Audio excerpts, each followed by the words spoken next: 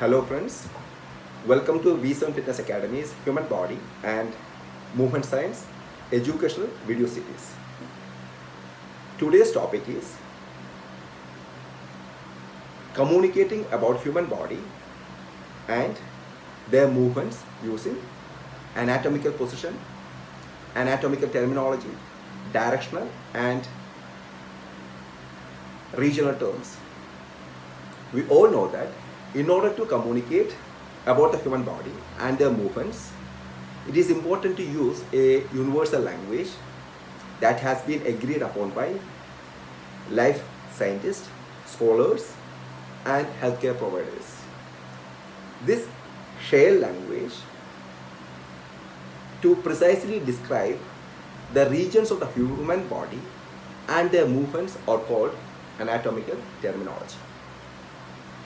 What is regional terms?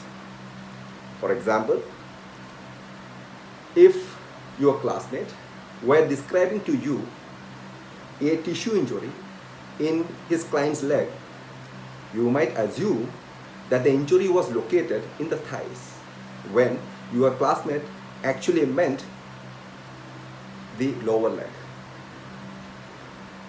In order to avoid such mix-ups, precise names are assigned to different body regions, and this is the first point of reference as well as the beginning of the anatomical communication. What is anatomical position then? Even when using regional terminology, miscommunication can occur if both parties don't share the same point of reference. That is where anatomical position comes in. In Western medicine, anatomical position is described as body erect, facing forward, feet parallel, arms at the side of the body with elbow extended and palm facing forward. This position of the body is used to describe the relative location of the anatomical features as well as to describe the movements of various parts of the body. Most exercise science and anatomical textbooks utilize this position to describe and depict the body structure. What is directional terms? Assume that you are standing in the anatomical position. In order to describe your body in relation to the surrounding or your body part in relation to other body parts, we use the directional terms. First, anterior. In order to describe the front part of the body, we use the term anterior or ventral.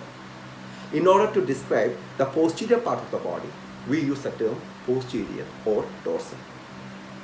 Now, we can say that the chest is anterior to your vertebrae. Likewise, the vertebrae is posterior to your chest. The next terms are distal and proximal,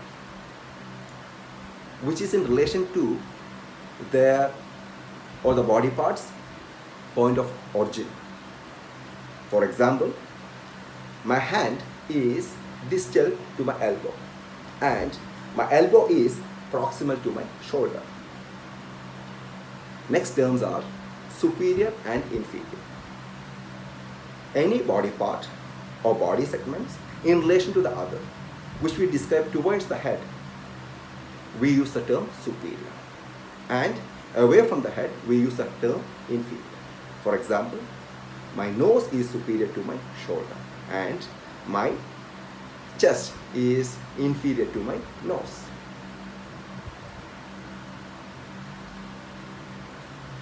There are terms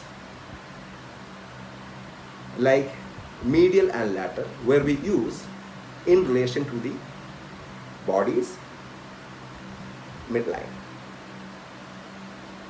For example, when we describe any body parts towards the midline of the body, we use the term medial, and away from the midline of the body, we use the term lateral. For example, my nose is medial to my ear and my ear is lateral to my nose. Friends, these directional terms are useful for describing the location of injury also. For example,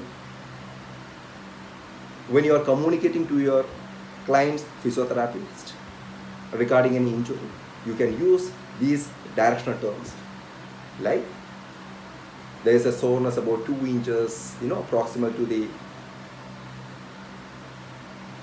left patella or kneecap. Likewise, this directional term is useful when describing the position of the body during exercise. For example, you can use this directional term when instructing your client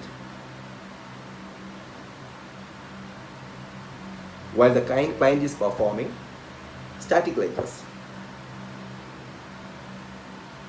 You can ask the client to keep their hands on the lateral part of their hips while performing lunges. Regional terms are useful in describing how close the surface of the body and structure lies. For example, superficial and deep. We can say that my scalp is superficial to my skull and my brain is deep to my skull. Friends, I hope you all like this educational video series very much. Now I want your support. May I request you to like and share this video. Also, remember to subscribe my YouTube channel, which is Bipin Chandrasekharan. Thank you for watching this video. See you all on next Friday with more interesting topic. Bye. Take care.